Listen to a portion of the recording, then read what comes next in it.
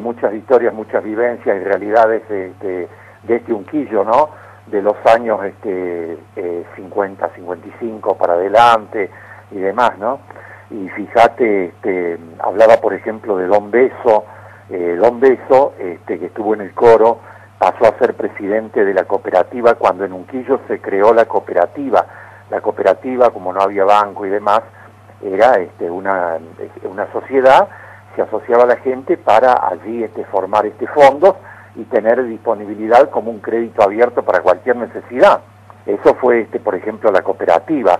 Después, yendo mucho más atrás, aquel club independiente, allí donde hoy está el kiosco amarillo, allí funcionaba el club independiente, donde estaba la pista, donde estaba la cancha de básquet, y la cancha de fútbol en sí estaba donde hoy es el IPB. Allí, por ejemplo, estaban los hermanos Llaveno. Los hermanos Llaveno eran uno de los jugadores destacados, uno jugaba en la parte defensiva, atrás, otro era delantero, era goleador, junto a José Muñoz, ese personaje que todavía camina por Unquillo, y así como se lo ve, era el que le daba el toquecito final al fútbol para que entrara y producir el gol. Después, por ejemplo, la Cachabacha que contaba Eduardo, la Cachabacha era un personaje muy típico, muy del lugar, ¿no? Después teníamos la lechería. Vos sabés que la lechería era un negocio como tantos otros, pero exclusivamente la venta de leche en botella, y tenía el sótano allí donde ahora, frente a lo Bianchi, donde ahora hay artículos de limpieza y demás, tenía un sótano, era un lugar muy fresco, y de allí traían la leche en botella que venía directamente del campo, ¿no es cierto?, y se embotellaba. Y vos llegabas con tu botella, que venía como reposición, y te llevabas una botella de leche. Yo recuerdo, por ejemplo, que nosotros bajábamos con mi padre en el Sulky de la Sierra a la tarde, porque las compras se hacían a las 5 de la tarde, y la merienda era una botella de leche y una banana en la verdulería de Doña Pancha. Doña Pancha tenía la verdulería frente a tu radio, donde ahora está el kiosco de Ramos Generales. Ahí estaba la verdulería de Doña Pancha. Te hablo, por ejemplo, del bar Mercedes. Ahí abajo, donde está el supermercado, en ese bar Mercedes se juntaban todos los parroquianos que bajaban de la sierra, y allí tenían lugar para atar sus caballos y sus sulkis, y allí se juntaban a contar, acodados al mostrador, porque estaba el mostrador, las sillas y las mesas de madera, acodado al mostrador a contar sus historias, anécdotas, e inventar tantas otras. Y ahí, imagínate, nosotros de chiquitos escuchando a esos viejos con respeto y con mucho cariño, ¿no? Escuchar las historias y todo lo que se iban contando,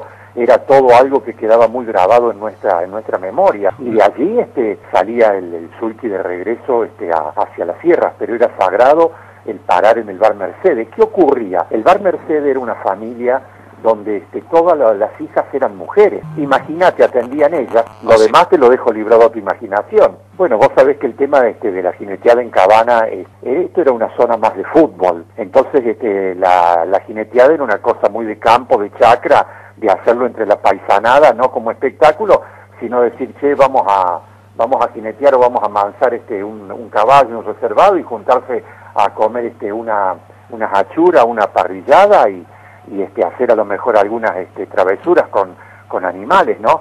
Pero en Cabana en sí existía el club de fútbol. Ese club de fútbol se convirtió en, después, de a poco se fue convirtiendo en lo que fue un campo de destrezas y de jineteada, pero eso ya mucho más avanzado los años, ¿no? Nació acá la jineteada, nació como semillero de la zona, se conoció como zona, y fue empezando a hacerse, fue con el famoso Miguel el Fantasma en Barrata, el hecho de que él era un gran jinete y llegó a ese Jesús María, ¿no? Pero anteriormente no era de tanto auge la jineteada, eran más las otras actividades, y sobre todo la carrera cuadrera. Ahora, si te cuento un poquito la historia personal, volviendo a lo que fue mi familia, nosotros arribamos, como se va a comentar y hablar un poquito allí también, hoy en la estación, en la tarde, arribamos de ese buen aire, de Buenos Aires arribamos porque mi abuelo, papá Rafael, venía manejando el coche motor, era maquinista, y cuando llegó a Unquillo, le dijo a mi abuela Toli,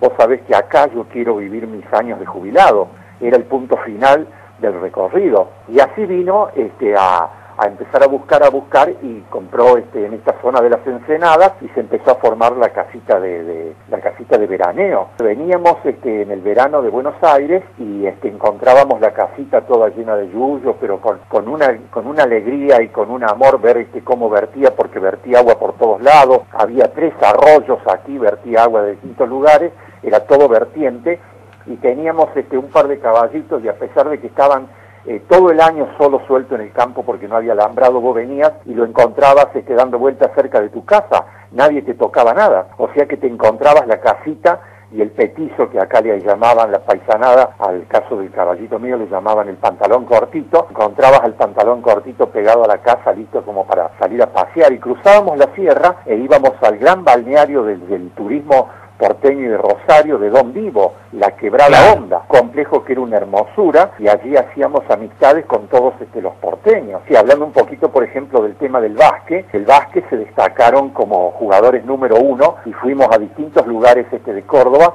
los hermanos Rizos. Los hermanos Rizos eran los grandes jugadores de básquet que identificaban al básquet aquí en Unquillo. Los Bertarelli, después los Estefanés, que tienen la casa, tiene más de 100 años, donde es la gomería, que también esa casa fue construida con las manos de los abuelos, de quien hoy tiene Tres María. Abuelos de Tres María, de la señora, construyeron con sus propias manos esa esquina, y al frente era una pensión, una de las pensiones dentro de los hoteles que había acá, ¿no? Y teníamos la sodería justamente con este apellido, que aún existe, esa sodería que tiene tanta historia. Pues, por ejemplo, lo que era al transporte, el sulky era el taxi que te llevaba a todos los lugareños y sobre todo al turismo.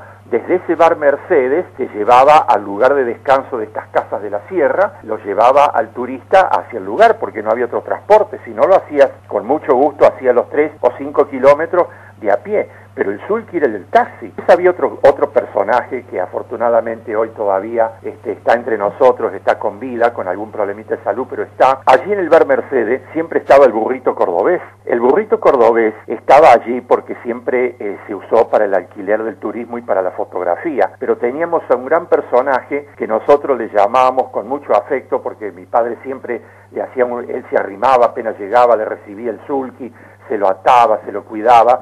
Le decía: don Luna, yo le cuido el sulky.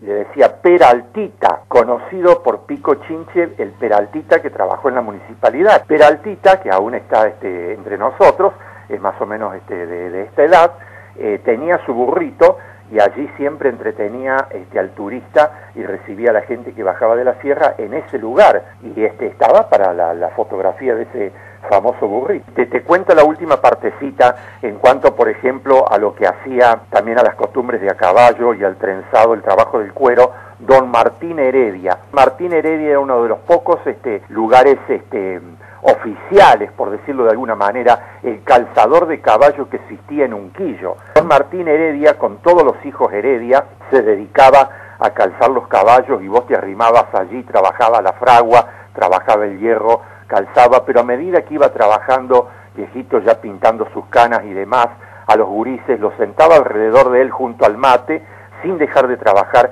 y te contaba grandes historias, y hacía muy buenos trenzados en cuero crudo, de los cuales aún mantengo, pero don Heredia siempre lo hacía a través de la palabra. Y bueno, hay muchísimo más, quizás esta tarde a lo mejor podamos seguir comentando algo más. A su vez destacar lo que hace Radio Nativa, porque en muchos años esto no lo hemos logrado vivir, y que llegue esto, que esté presente, que sea vivencia en Unquillo, que podamos narrar, contar los distintos vecinos y demás la historia de Unquillo y darle vida a todo eso, es muy importante.